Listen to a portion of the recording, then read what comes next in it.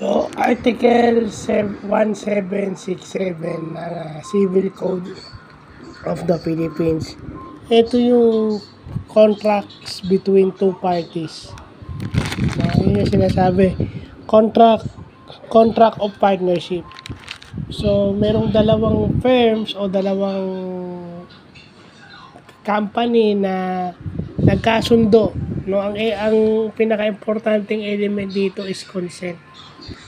Na sila magkakaroon ng isang endeavor na magko-contribute sila ng money, maglalabas sila ng pera, at kung ano yung kikitain, yun hahatiin among themselves. So kung dalawang kumpanya yon, divided by the two companies. Kung tatlo sila, divided by 3. So ang doon, dapat mutual, pareho nilang gusto, at hindi yun lumalabag sa batas. So, napapansin natin bakit may mga joint venture.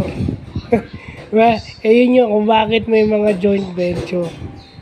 So, bakit may mga joint venture dito sa mga Pilipinas yung mga firms? It's because of Article 1767 ng Civil Code of the Philippines. So, haluan na natin ng konting business law. No? Yung provision ng Civil Code for businesses. No? Yung contract between two parties. So again, this is both law and business block. Na siguro as negosyante, as a Filipino citizen, dapat alam natin. Kasi nga, meron tayong nakikitang joint venture, di ba? Joint project. It's because of this article. Kaya pala po pwede siya kasi yun nga, mayroong provision sa ating civil code.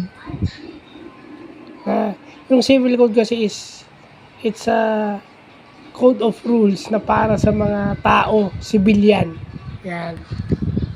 Pero ito business related. So, yun lang po.